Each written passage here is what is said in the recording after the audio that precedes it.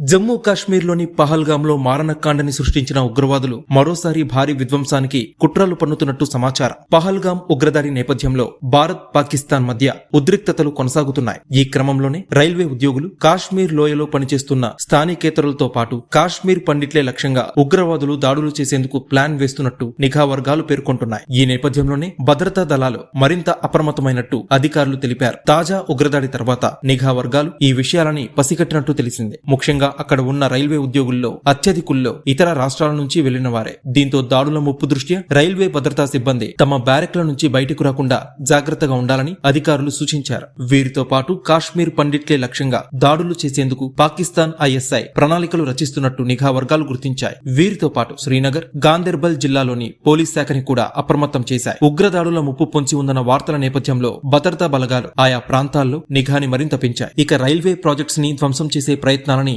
భగ్నం చేసేందుకు స్థానిక పోలీసులతో కలిసి సమన్వయం చేసుకుంటూ ఆర్పీఎఫ్ ముందస్తు జాగ్రత్త చర్యలు తీసుకోవాలని ఆదేశాలు వచ్చినట్టు సమాచారం. పాక్ తో దౌత్య సంబంధాలకి సంబంధించి భారత్ కీలక నిర్ణయాలు తీసుకుంది. పాక్ దౌత్యవేత్తకి సమన్లు జారీ చేయడం, సింధు జలాల ఒప్పందం అమలుని నిలిపివేయడం, పాకిస్తాన్ కి సంబంధించి అన్ని వీసాల్ని రద్దు చేయడం, అంతేకాకుండా దేశంలోని పాక్ పౌరుల్ని తక్షణమే భారత్ విడిచి వెళ్లాలని కేంద్ర ప్రభుత్వం ఆదేశించింది.